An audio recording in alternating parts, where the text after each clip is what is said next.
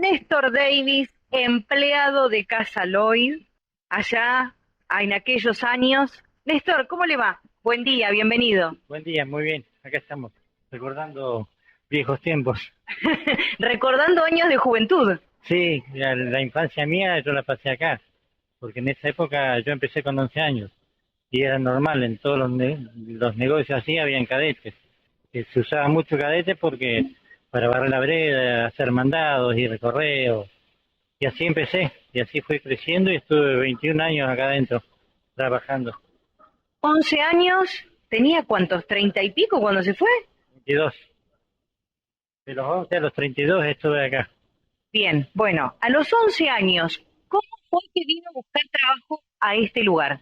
No, a mi mamá la conocían de ellos porque unas hermanas de mi mamá habían trabajado en la estancia Deutsche, entonces sabían que mi mamá tenía un hijo, va, dos, porque después tengo mi hermano que es más chico, así que me fueron a buscar un día a la casa si quería trabajar y yo le dije que sí, porque en esa época ya quería trabajar, estaba solo con mi mamá, éramos tres hermanos, mi hermana se había casado, yo no tuve papá en mi infancia, así que nos criamos solos, así que lo mejor que me pudo haber pasado haber conocido a Peggy y Aaron, porque para mí fueron mis padres, o sea, me criaron, me enseñaron, lo que sé, es toda una escuela, un aprendizaje muy importante que me sirvió a mí para desarrollarme en la vida, o sea, fue la verdad muy importante.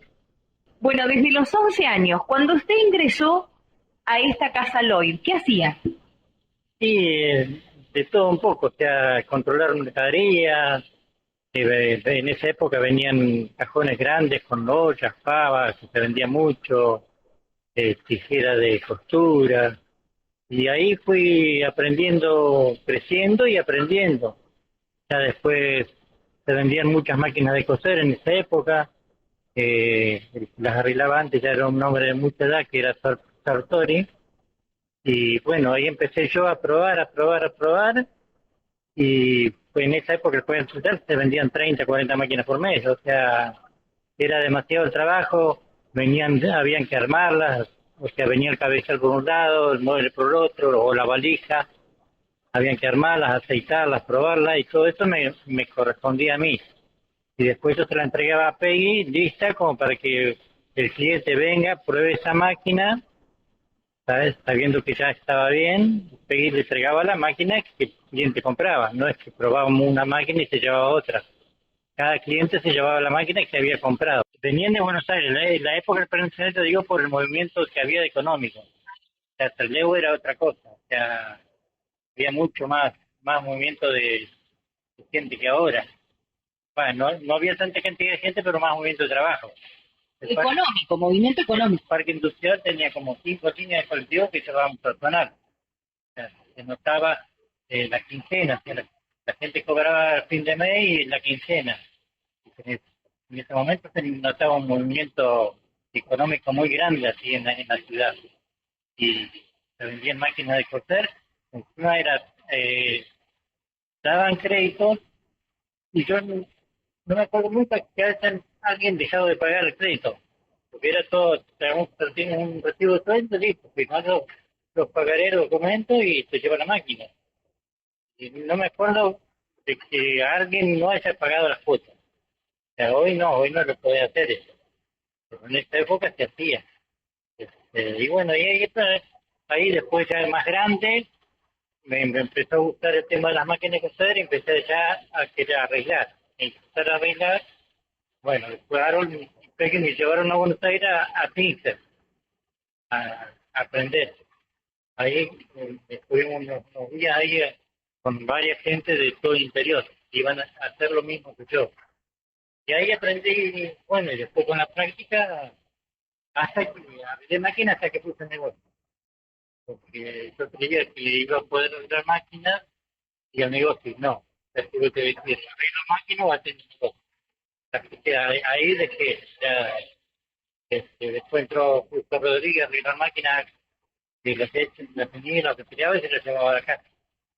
Este, En ese viaje en el que usted viajó a aprender a Buenos Aires, Usted fue como si fuese un hijo más de la familia y se fue con ellos y convivió con ellos en ese viaje ida y vuelta. Sí, sí, sí, porque ahí también fue porque había máquinas de tejer, había modelos nuevos, eso también fue conmigo así, quizás, claro, no, pero Peggy sí porque para, yo la parte técnica y ella la parte de enseñanza. Así que fuimos los dos, estuvimos ahí varios días, que fuimos a un hotel en la Avenida de Mayo, fuimos en avión, pues, joven nunca había subido en avión, me fui en avión, me vine en avión, y nunca creí que me iba a subir en un avión. Así que, pero lindos recuerdos, hermosos recuerdos de todo eso. Y ahí conoció Buenos Aires.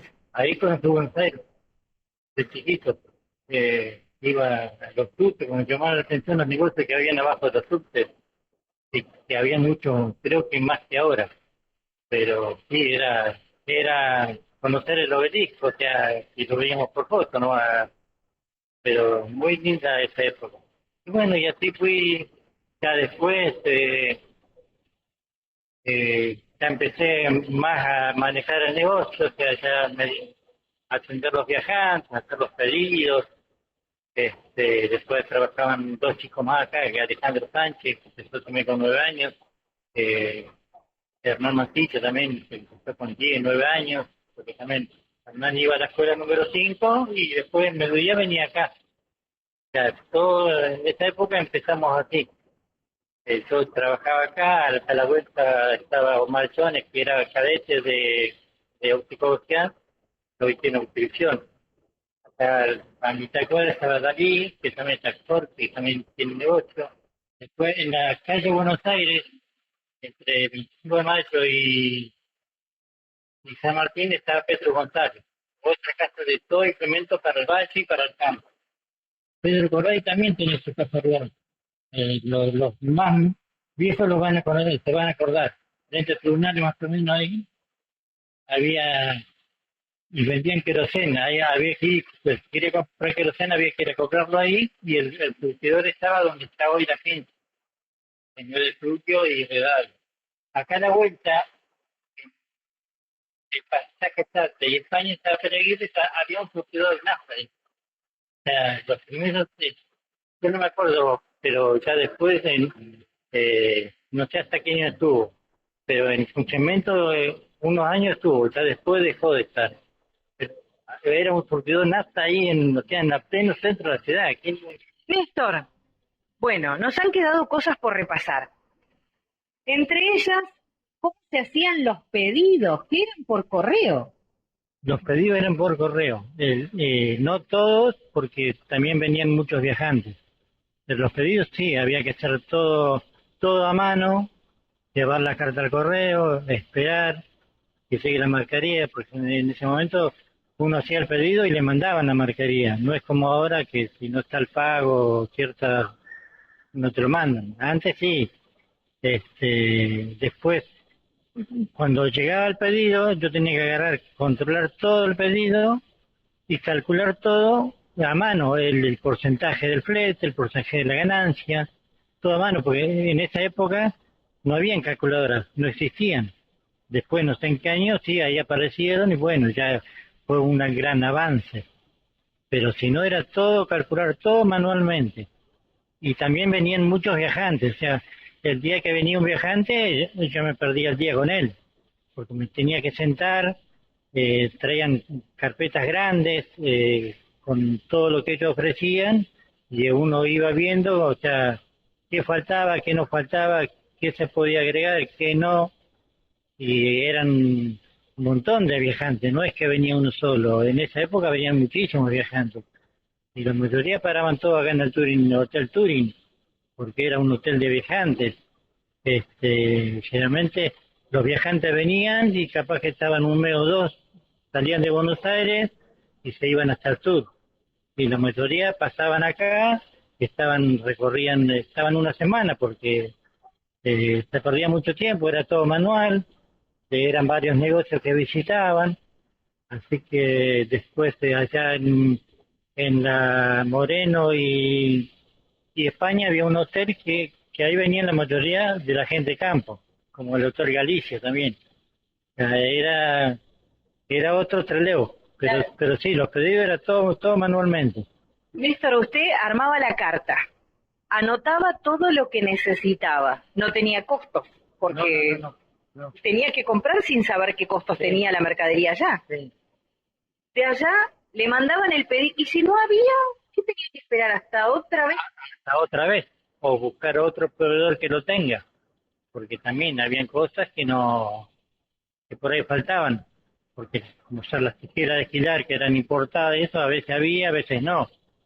Que había que buscar qué proveedor tenía y todo, preguntar por carta, si tenía que me mande, a veces por ahí capaz que le hacía el pedido y el otro había recibido y te había mandado, así que por ahí se juntaban dos pedidos juntos de la misma mercadería, pero sí era todo y esperar y ir al correo, o sea, yo preparaba acá todo a mano, tenía que ir al correo todos los días, al correo íbamos casi todos los días porque era mucho el movimiento de cartas que llegaban y que iban, igual que los pagos. Los pagos muchas veces se mandaban así por cheque, o venía el viajante y bueno, ahí sí, por el viajante venía cada 2 o 3 meses y se llevaba el pago. Pero lo bueno que el precio era el mismo, o sea, no había variación de precio, era muy poco la variación de precio. O No sea, había la etapa de inflación que exacto, tuvimos años posteriores. exacto, o sea, se vendía el lentizárnico a cierto precio y estaba capaz de 2 o 3 años el mismo precio. O si había, era muy poca diferencia que por ahí no se notaba. Hoy sí, hoy se nota, porque encima antes era capaz de un aumento al año. Ahora no, ahora son diarios, todos los días. Pero sí, era otra cosa. Pero bueno, y así aprendí manejando el negocio, haciendo pedidos, conociendo a los viajantes. Muchos viajantes, cuando yo decidí renunciar acá, porque yo renuncié acá, Lois no quería que yo me vaya, porque yo era la mano derecha, pero eh, decidimos con mi señora, porque ella también trabajaba, decidimos que podíamos arrancar solos, así que decidimos poner un negocio solo. Y gracias a Dios, muchos viajantes me ayudaron, porque yo, un, un proveedor, yo fui en esa época a ponerle 5.000 pesos. Y me dice, no, con 5.000 no vas a hacer nada, te voy a dar 10.000. Y nos dio mercadería. O sea, y muchos viajantes. Después eran amigos, porque yo los conocía acá de chiquito, los atendía hasta grande, después los seguí atendiendo al negocio mío, venían y había un proveedor que era llegar acá y sabía que iba a mi casa a comer asado, porque él decía, le hacíamos un cordero y él decía la estaca, porque él de Buenos Aires conocía la estaca y él esperaba venir a Trelew para comerse el cordero. Pero mirá qué lindo, comerse el cordero al asador. Bueno, Néstor, entonces desde los 11 años acá, toda una vida, hasta los 30 y pico que sigue a abrir su local, todo lo que aprendió, lo aprendió acá, pero usted me dice que para usted o para ellos, usted era un hijo más y para la gente también. Sí, porque yo aprendí, o sea, yo me crié acá de chiquito, 11 años. Y yo como era galés, y la mamá de Harold también era galesa, ellos creían que yo era el hijo. Así que todo el mundo ve que venía, porque venía mucha gente del campo, o amigos, y eso a charlar con Harold, porque era otra época en que se charlaba mucho, o contar las novedades del campo, de los vecinos. Así a los primeros yo les comentaba, no, no es mi papá. Ya después no. Así que hasta el día de hoy hay gente que cree que yo soy hijo de Lois, porque han ido al negocio mío cuando todavía estaba abierto Casa Lois y decían, pues por ahí yo no tenía esa mercadería y tu papá no tendrá ya en la Fontana. Ya era así. Bueno, yo renuncié porque surgió la publicidad y ya después entró Richard, que era el marido de Mirna, que ya también tenía su edad, él había renunciado también en la energía, así que ya después agarró el negocio él con Hernán y con Alejandro. Después Alejandro se fue y quedó Hernán. Eh, Bueno, yo le voy a pedir que me cuente como última anécdota esto de el té de todas las tardes que Peggy les preparaba. ¿Cómo era eso de que ustedes eran empleados para ellos? Ustedes eran su familia. Para mí era mi familia, porque para mí fueron mis padres, o sea, fueron mis padres. Y el té era sagrado. Llegaba a las 5 de la tarde y Peggy nos traía el té, que teníamos una mesa ahí atrás. Así que nosotros nos sentábamos a tomar el té y si entraba gente los atendían ellos. No es que nosotros nos levantábamos a atender la gente, no. O sea, nosotros nos sentábamos a tomar el té y tomábamos el té tranquilos. O sea, y ellos atendían, después, bueno, terminamos de tomar el té, pero eso, el té era sagrado. O sea, todos los días a las 5 de la tarde, invierno y verano, el té era sagrado. Eso porque es una tradición galesa. Es lo que era, y hasta hoy en ciertas casas todavía se sigue conservando. Pero Néstor, muchísimas gracias. Néstor Davis, un placer tenerlo en Una Huella de Ida y Vuelta.